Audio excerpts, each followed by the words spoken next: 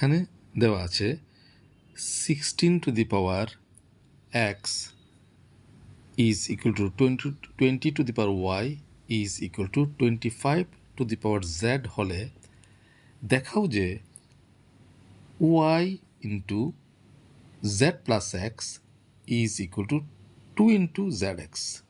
আচ্ছা, তো অঙ্কগুলি খুব সুন্দর। তো কীভাবে করব লক্ষ্য করো। আচ্ছা, প্রথমে যা দেওয়া আছে সেটা লিখছি। প্রদত্ত কী দেওয়া আছে? 16 to the power X is equal to 20 to the power Y is equal to 25 to the power Z, তাই তো? তারপরে আমার এগুলো চিন্তা ভাবনা করতে হবে। দেখো, এখানে 16টাকে আমরা এভাবে লিখতে পারি 4 square whole to the power X, পারে কি না? আচ্ছা, ইজ ইকুয়াল টু 20টা যেমন আছে এমন থাক, 20 to the power Y is equal to 25টাকে আমরা এভাবে লিখতে পারি 5 square whole to the power z, পারে কি না? 5 5 25। আচ্ছা, এখন প্রশ্ন হলো কেন আমি 4 স্কোয়ার করলাম? এটা তো আরও ভাঙানো যায়, ঠিক আছে? 4কে আবার 2 স্কোয়ার হয়, অর্থাৎ 2 টু দি পাওয়ার 4 করা যায়, কিন্তু 2 টু দি পাওয়ার 4 না করে 4 স্কোয়ার কেন করলাম? আচ্ছা, এখানে একটা চালাকি করব কি, মাঝখানে কত আছে? 20। এই মাঝখানের 20টাকে দুটো সংখ্যার গুণফল হিসাবে প্রকাশ করব। কারণ 20কে আমরা কীভাবে লিখতে পারি? 4 ইন্টু 5, 4 5 20, পারে কি না? সেই জন্য 4 স্কোয়ার করেছি, 2 টু দি পাওয়ার 4 করিনি কিন্তু। আচ্ছা, এখন দেখো আর একটু বুঝতে পারবে নেক্সট স্টেপে। মনে করি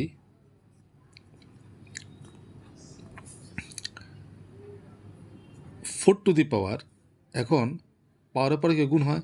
4 to the power 2x is equal to 20 to the power Y is equal to 5 to the power, সূচকের নামে পাওয়ার পরে গুণ 2z ইজ ইকুয়াল টু কে ধরেছি। তাহলে এখানে সমীকরণ কয়টা আছে? 3টা। তাহলে এখান থেকে আমরা লিখতে পারি, সুতরাং 4 to the power 2x is equal to k একটা, তারপর 20 to the power Y is equal to k আরেকটা, তারপর 5 to the power 2z is equal to k আরেকটা। 3টে সমীকরণ পেয়ে গেলাম। আচ্ছা, এখন কি করব? 4 to the power 2x is equal to k হলে 4 ইজ ইকুয়াল টু হবে কে টু দি পাওয়ার, এই যে পাওয়ারটা আছে না 2x, তার নিচে কিছু আছে, কিছু নেই মানে কত আছে? 1 আছে, এটা উল্টে যাবে 1/2x, এটাকে আমরা এইভাবে লিখতে পারি। তাহলে একই রকমভাবে 20 ইজ ইকুয়াল টু কত হবে?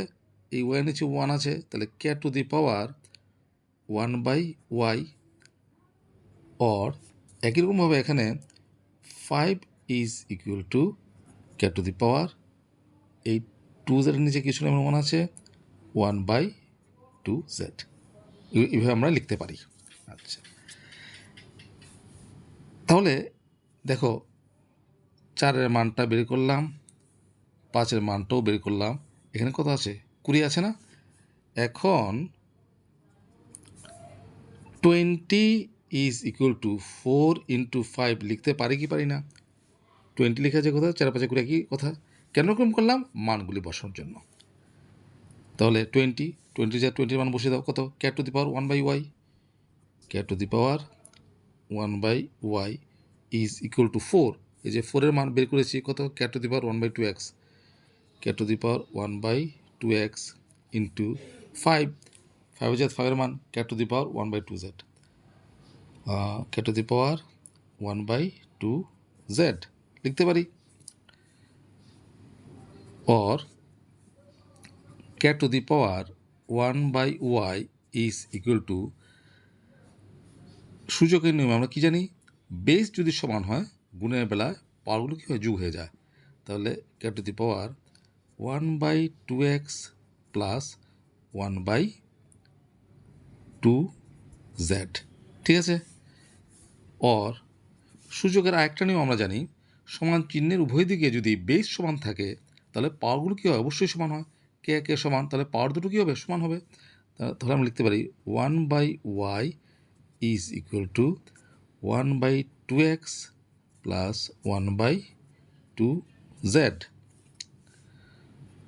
or 1/y is equal two, লসাগু করো, 2x আর 2z এর লসাগু 2xz, 2x দিয়ে লসাগু ভাগ করলে 2x ক্যান্সেল হলো, z দিয়ে 1কে গুণ করলে z, প্লাস 2z দিয়ে লসাগুকে ভাগ করলে 2z ক্যান্সেল হলো x দিয়ে 1কে গুণ করলে x, অর বজ্রগুণন করো, অর্থাৎ কোনাকুনি গুণ, y দিয়ে এই সবটাকে গুণ করলে কত হবে, y into z plus X is equal two 1 দিয়ে এটাকে গুণ করলে কত হবে, 2xz।